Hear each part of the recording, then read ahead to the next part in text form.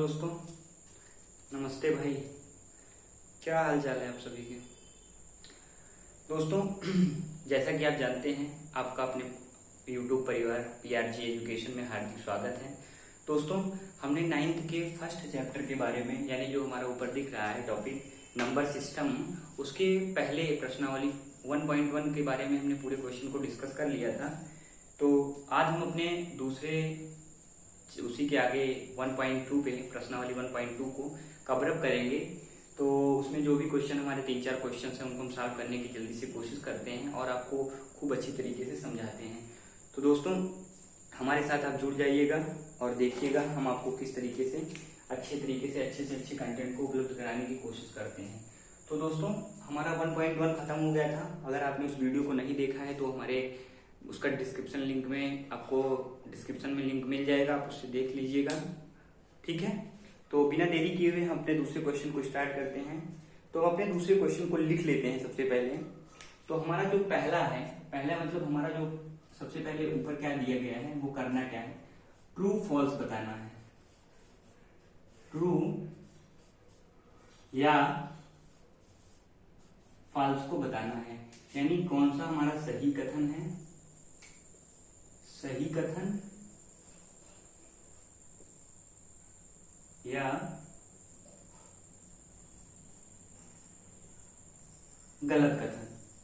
मतलब हमारा कौन सा कथन सही कथन है और कौन सा कथन हमारा गलत कथन है। एक सेकेंड, कौन सा कथन हमारा सही कथन है, कौन सा कथन हमारा गलत कथन है, ये हमको बताना है दोस्त। तो हमारा पहला क्वेश्चन जो है, बिना देरी के सीधा आते हैं। और उससे पहले हम आपको बता देते हैं कि वास्तविक संख्याएं क्या होती हैं। हमने आपको बताया था, लेकिन फिर से आप एक बार लिख लीजिएगा। वास्तविक संख्या क्या होती है हमारी, वास्तविक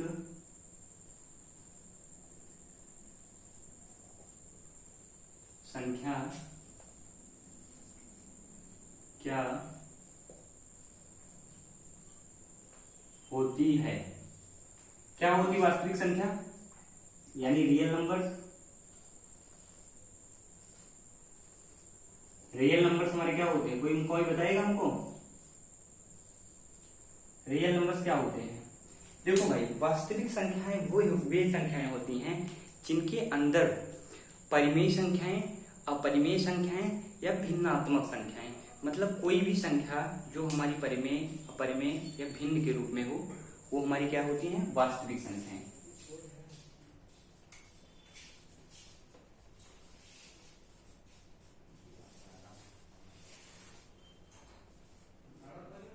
वे संख्याएं जो परिमेय,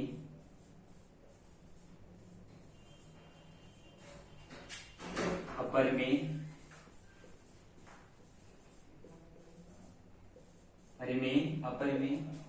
या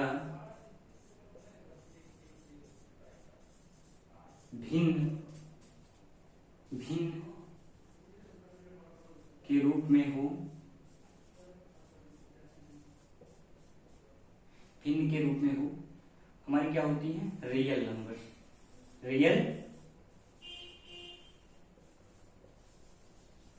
रियल नंबर्स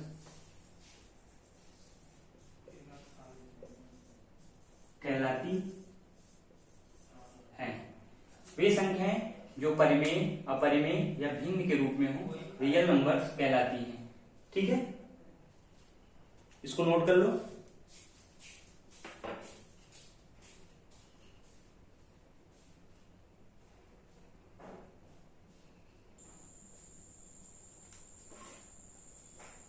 नोट कर लिया, हटाओ इसको। वे संख्याएं जो परिमेय, अपरिमेय या भिन्न के रूप में हो, रियल नंबर्स कहलाती हैं। इनको हटा देते हैं जल्दी, फिर क्वेश्चन पे आते हैं।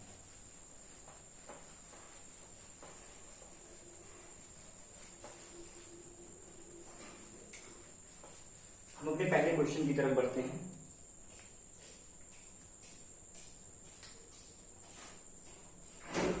पहला क्वेश्चन है, प्रत्येक अपरिमेय संख्या,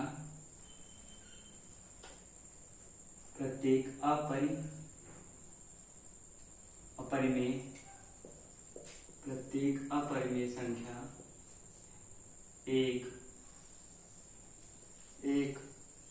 वास्तविक संख्या होती है,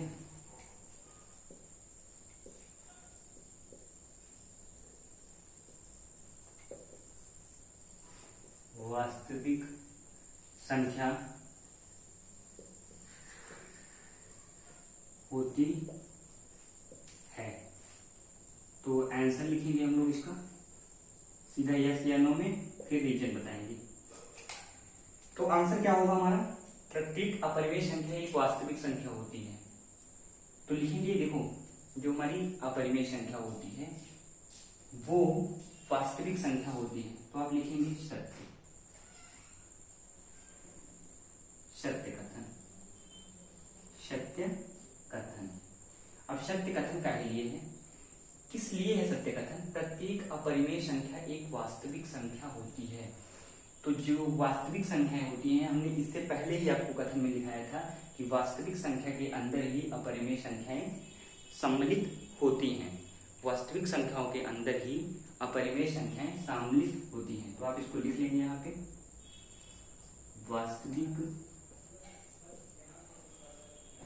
वास्तविक संख्या के अंदर ही, वास्तविक संख्या के भीतर ही अपरिमेय संख्या होती है,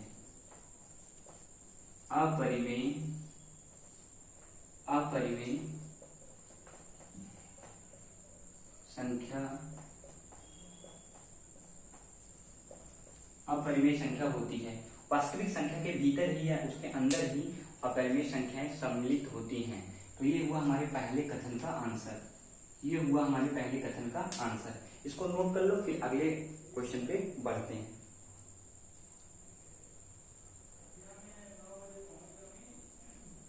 ठीक है दोस्तों, जल्दी से इसको नोट कर लो।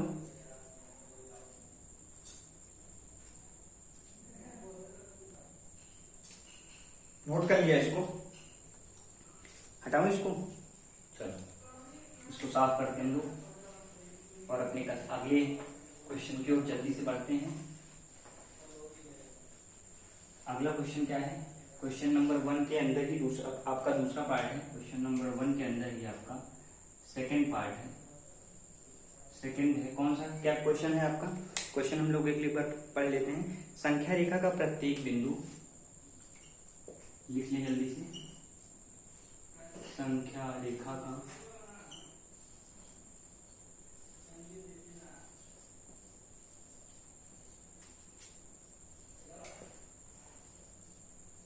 प्रत्येक बिंदु √m के रूप में होता है, √m के रूप में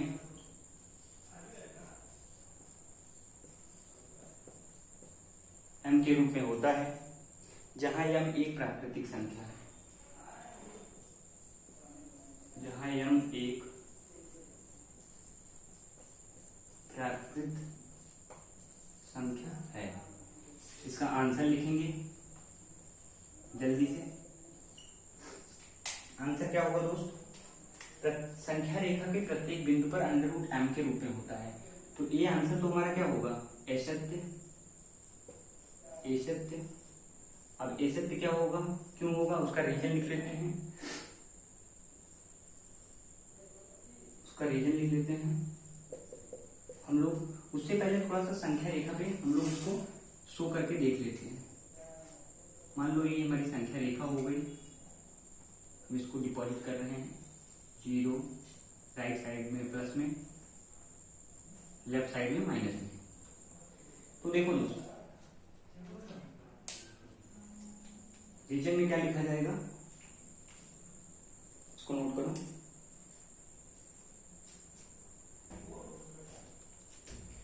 क्वेश्चन को नोट कर लिया। अब हम अपने रीजन की तरफ बढ़ते हैं। रीजन को लिखते हैं कि संख्या रेखा पर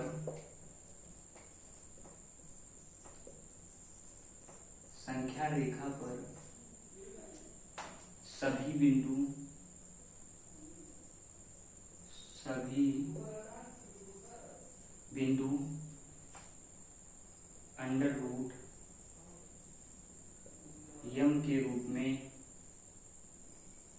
√m के रूप में, अंडर रूट m के रूप में नहीं हो सकते,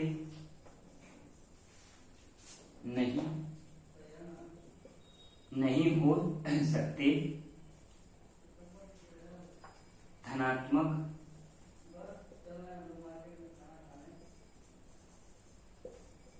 ऋणात्मक शून्य हो सकते हैं, होते हैं या हो सकते हैं, होते हैं, इसलिए यह पार्ट अतः अंडर रूट m प्रत्येक बिंदु पर होना संभव नहीं।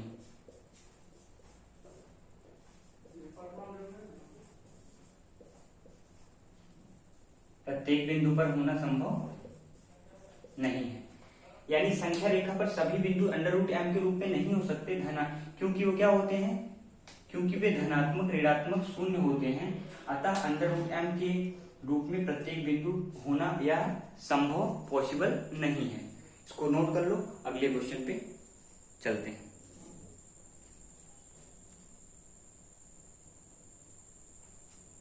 नोट कर लिया इसको, आगे बढ़े, हटा दो इसको।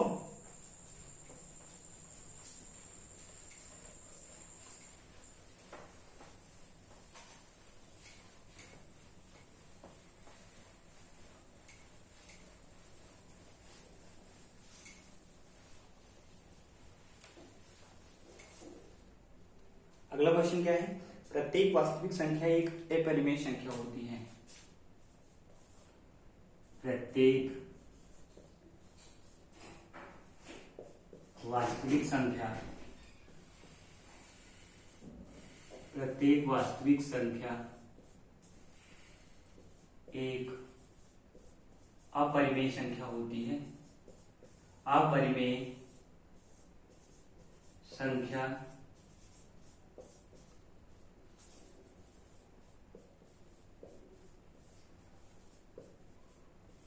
होती है।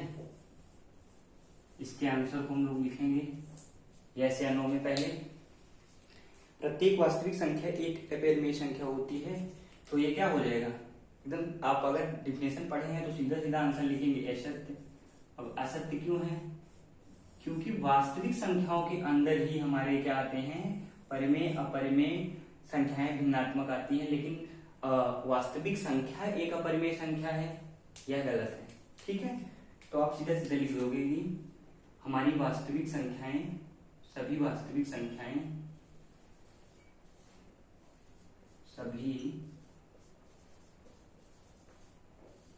सभी वास्तविक संख्या अपरिमेय नहीं होती हैं, अपरिमेय नहीं होती हैं। क्यों नहीं होती,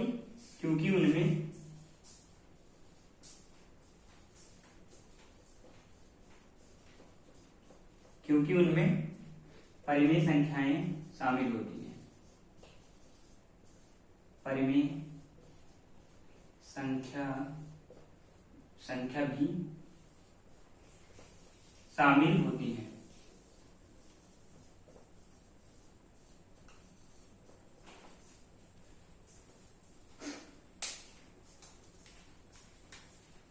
सभी वास्तविक संख्या अपरिमेय संख्या अपरिमेय नहीं होती हैं, क्योंकि उसमें परिमेय संख्या भी शामिल होती है। इसलिए हमारा ये कथन क्या हो जाएगा, गलत हो जाएगा। इसको नोट करो, आगे बढ़ो।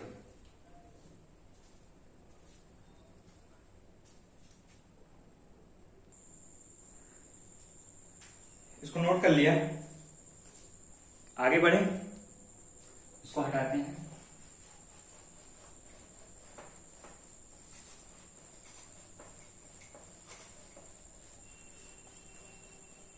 ठीक है,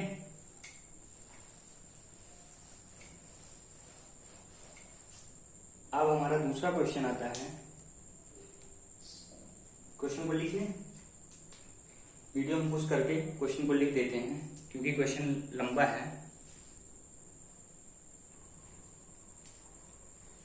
तो दोस्तों क्वेश्चन लिख उठा है। क्वेश्चन बोल रहा है क्या सभी धनात्मक पूर्णांकों के वर्गमूल अपरिमेय होते हैं? यदि नहीं तो एक ऐसी वर्गमूल संख्या का उदाहरण दो जो कि परिमेय संख्या है। क्या समझ आ रहा है इसको देख के? क्या सभी धनात्मक पूर्णांकों के वर्गमूल अपरिमेय होते हैं? तो देखो दोस्तों, परिमेय संख्याएं क्या होती हैं? सबसे पहले आप जानोगे परिमेय,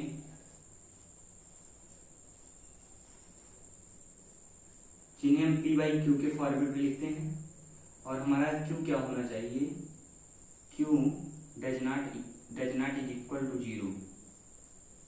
क्यू कभी भी हमारा जीरो नहीं होना चाहिए। ये होता है हमारा परिमेय। और अपरिमेय संख्याएं क्या होती हैं? जिन्हें हम पी बाई क्यू के फॉर्मेट में ना लिख सकें, जिन्हें हम पी बाई क्यू के फॉर्मेट में ना लिख सकें, ये होती है हमारी अपरिमेय संख्याएं। ठीक है, ये समझ आ गया? इसको हटाएं तब आगे बताते हैं। अब हम क्या लिखें इसको? क्या सभी धनात्मक पूर्णांकों के वर्गमूल अपरिमेय होते हैं? तो आप लिखेंगे नहीं, नहीं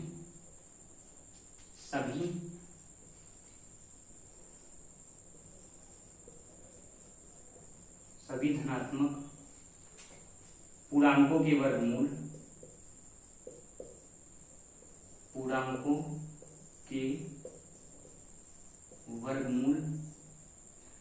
अपरिमेय नहीं होते हैं।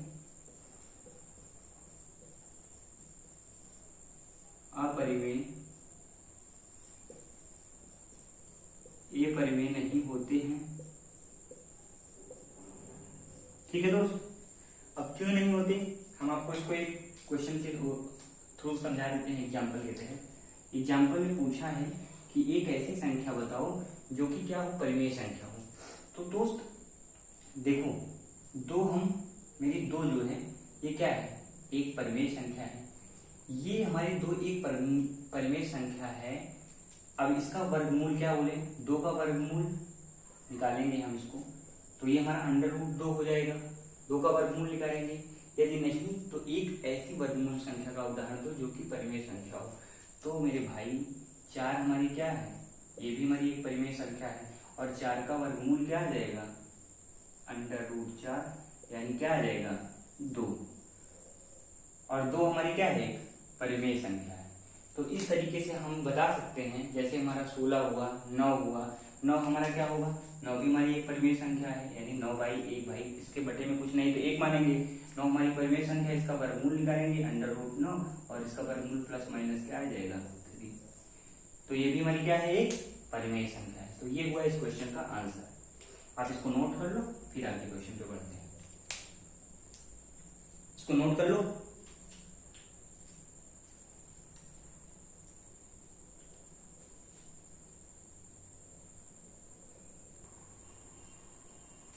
अब हम इसको हटा दें। समझ आ गया आपको? इसको साफ कर दें, अगले क्वेश्चन पे चलते हैं।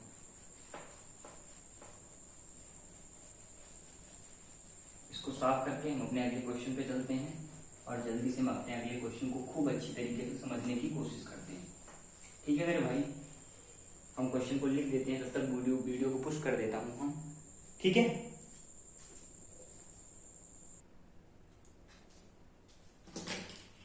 ठीक है। अगला क्वेश्चन है हमारा, दिखाइए कि संख्या रेखा पर √5 को किस प्रकार निरूपित किया जाता है।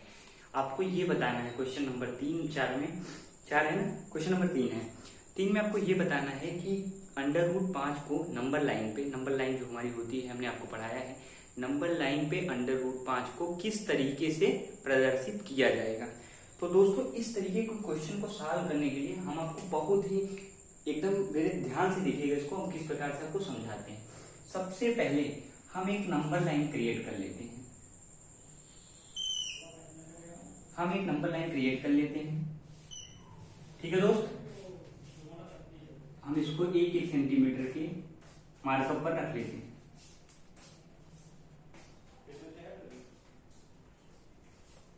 ठीक है, ये होता है हमारा 0। आप मतलब 0 के राइट साइड में ये है हमारा राइट साइड, ये हमारा क्या? RHS, राइट हैंड साइड, और ये है हमारा LHS, ये हमारा क्या लेफ्ट हैंड साइड। अब 0 से राइट की तरफ चलने पे +1 +2 +3 +4 +5 +6 +7 और इधर लेफ्ट में चलने पर -1 -2 -3 आना है। तो क्योंकि हमको पॉजिटिव ही लेना है, √5 को लेना है। ऐसे क्वेश्चन को करने के लिए हम क्या करते हैं, पाइथागोरस थ्योरम का उपयोग करते हैं। हम इस क्वेश्चन को सॉल्व करने के लिए बाई पाइथागोरस थ्योरम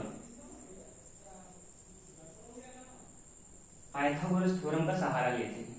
तो पाइथागोरस थ्योरम का सहारा लेते हैं तो पाइथागोरस थ्योरम हमारा क्या होता है, पाइथागोरस थ्योरम क्या होता है हमारा, ये मेरा ABC। पाइथागोरस थ्योरम ये हमारा 90 डिग्री है, ठीक है, समकोण त्रिभुज है। अब हमको ये देखना है कि जो ये मेरा √5 है, ये हमारा √5 कैसे आएगा।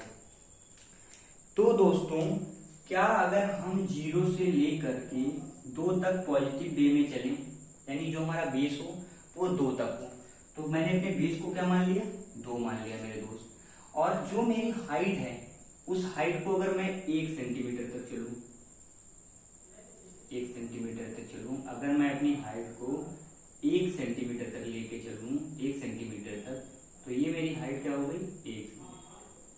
ये मेरा बेस हो गया, ये मेरी हाइट हो गई। मैंने यहां से चला था तो क्या मैं इसको ऐसे मिला सकता हूँ, मिला सकता हूँ। यहाँ पे मैंने, ये मेरी लंबाई हो गई यानी लेंथ, यानी मेरी जो हाइट है 1 हो गई, 1 हम इसको लिख लेते हैं यहाँ पे। अब हम पाइथागोरस थ्योरम लगाते हैं। पाइथागोरस थ्योरम क्या होता है, कर्ण पर बना वर्ग शेष दोनों भुजाओं लंब पर बना वर्ग प्लस आधार पर बने वर्ग के बराबर होता है। तो कर्ण पर बना वर्ग यानी कर्ण पर यानी CB square is equal to AC square plus BC AB square.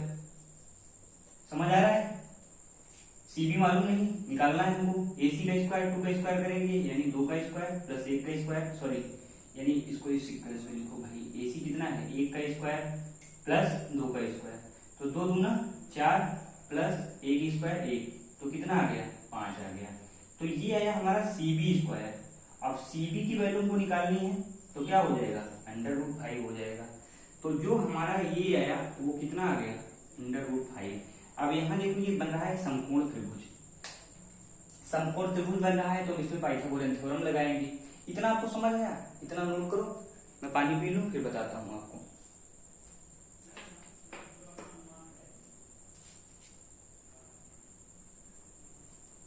तो भाई मेरे समझ आया आपको।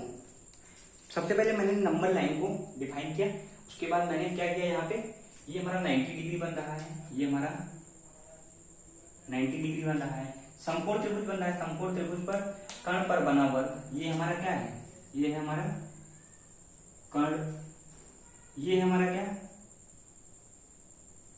लंब, और ये है हमारा क्या, बेस यानी आधार। लंब पर बना, कर्ण पर बना वर्ग से दोनों भुजाओं लंब पर बने वर्ग के और आधार पर बने वर्ग के बराबर होता है।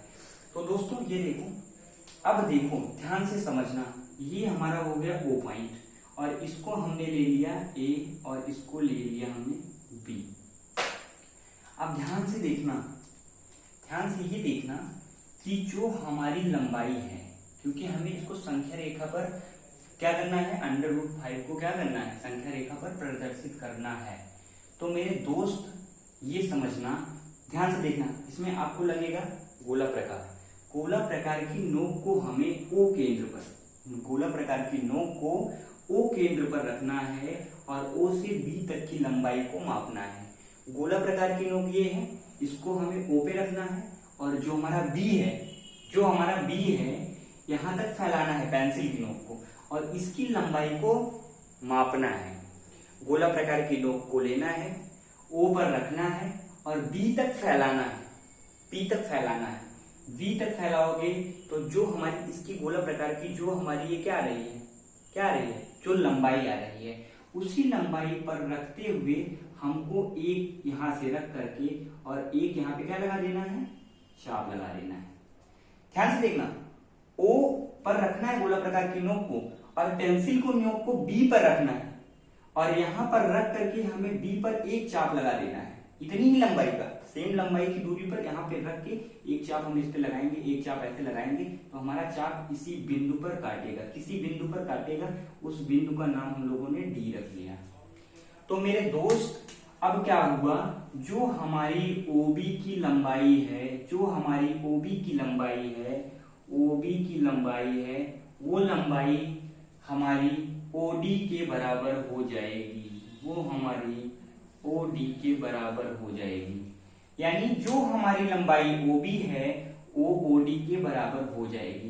तो फिर से समझना, ये हमारा एक समकोण त्रिभुज बना, कर्ण पर बना वर्ग, बने शेष दोनों भुजाओं लंब पर बने वर्ग के और आधार पर बने वर्ग के बराबर होता है। तो हमने ओ पर गोला प्रकार की नोक को ओ पर रखा और बी जहां पे हमारे बिंदु बी है वहां तक की लंबाई को मापा और पेंसिल की नोक को बी यानी गोला प्रकार की नोक को ओ पे और बी तक पेंसिल की नोक को रखा और एक चाप लगा दिया। इतनी ही लंबाई का इसी बिंदु पे रख करके हमने एक चाप लगा दिया और जहां पर काटा उसकी लंबाई हमारी OB और OD दोनों बराबर हो जाएंगी, यानी जितनी लंबाई OB की है उतनी ही लंबाई OD की है और जहां उस बिंदु पर काटा उस बिंदु का नाम मैंने डी रख दिया। तो ये लंबाई बराबर इस लंबाई पे और इसी बिंदु पर, इसी संख्या रेखा पर हमारा √5 प्रदर्शित हो जाता है। समझ आ गया दोस्त? बहुत ही इजी तरीका है, आप इसको समझ लेना ध्यान से। पाइथागोरन थ्योरम क्या होता है? पाइथागोरन थ्योरम आप लिख लो, पाइथागोरस थ्योरम। पाइथागोरस थ्योरम क्या होता है आपका? कर्ण पर बना वर्ग, कर्ण स्क्वायर बराबर लंब स्क्वायर धन आधार स्क्वायर। ठीक है, कर्ण पर बना वर्ग शेष दोनों भुजाओं पर बने वर्ग के बराबर होता है। ठीक है दोस्त, ये होता है आपका पाइथागोरन थ्योरम। आप इस क्वेश्चन को समझ रहे होंगे दोस्तों। ये आपका एकदम खूब अच्छे तरीके से मैंने जितना आपको समझाने की कोशिश की है मैंने आपको अपने तरीके से समझा दिया। आप इसको ध्यान से पढ़ना, खूब अच्छे से समझना। नहीं समझ आएगा तो हम फिर से आपको बताएंगे। दोस्तों कैसा लगा आपको हमारा ये सेशन? अगर आपको हमारा सेशन अच्छा लगा हो इसे लाइक कीजिएगा, चैनल को सब्सक्राइब कीजिएगा और खूब पढ़ाई करते रहिएगा। हम आपके लिए ऐसे ही मेहनत करते रहेंगे। Thank you so much, best of luck for your future.